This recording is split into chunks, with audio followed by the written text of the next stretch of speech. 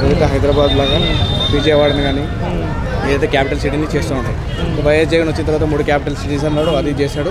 ఆగం చేయడం వల్ల వాళ్ళు కొంచెం వెనక్కి వెళ్ళిపోయారు. కానీ బాబు వస్తే దాన్ని కంపల్సరీ ముందుకు తీసుకెళ్తాడు.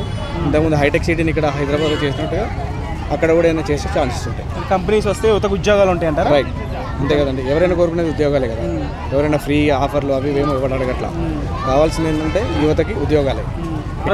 యువతకైనా పథకాలు కాదు, అభివృద్ధి ఉద్యోగాలు కావాలంటారు. అంతే, కంపల్సరీ కదా. కావాల్సింది అదే కదా. ఉద్యోగం ఉంటే కంపల్సరీ ఫ్యామిలీలో ఒక్కడికి ఉద్యోగం చేసినప్పుడు అందరికీ వస్తుంది.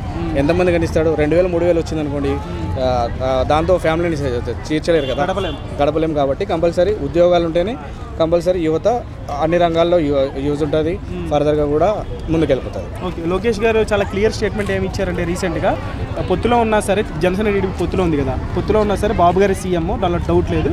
పవన్ కళ్యాణ్ గారికి కూడా ఈ విషయం తెలుసు అని చెప్పేసి చెప్పారు. సో టీడీపీ ఫ్యాన్స్ కానీ కార్యకర్తలు కానీ లేదు పవన్ కళ్యాణ్ సీఎం అని వాళ్ళు అంటున్నారు.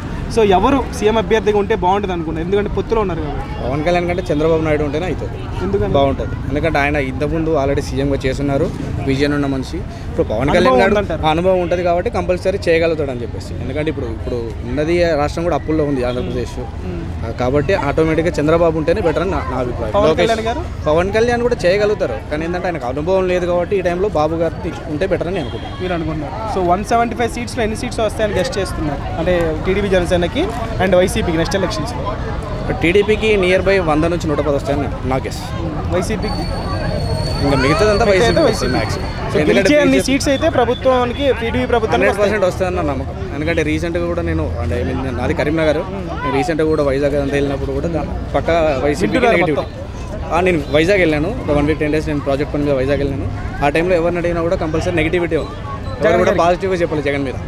ఎందుకంటే ఆయన చేసిన పాలన ఉన్న సిచ్యువేషన్స్ అక్కడ ఉన్న వాళ్ళకి 100% నెగిటివిటీ ఉంది. నేను ఒక 10 మందిని కలిసిన 10 మంది కూడా అదే చెప్పాను. సో బాబు గారు సీఎం అభ్యర్థి చేస్తే బాగుంటుందని మీరు అంటున్నారు కాబట్టి డిప్యూటీ సీఎం కానీ హోమ్ శాఖ కానీ ఎనీ మినిస్టర్ పదవి కానీ ఇస్తే బాగుంటుందా? పవన్ కళ్యాణ్ గారికి ఇస్తే హోమ్ ఇస్తారు, హోమ్ మినిస్ట్రీ ఇస్తే పవన్ కళ్యాణ్ గారు చేయగలుగుతారని నా అభిప్రాయం. సో పక్క ఈసారి 120 సీట్లలో భారీ టీడీపీ అయితే కంపల్సరీ వస్తారు. పొత్తు ఉన్నా పొత్తు లేకపోయినా టీడీపీ వస్తారు. Thank you. రైట్.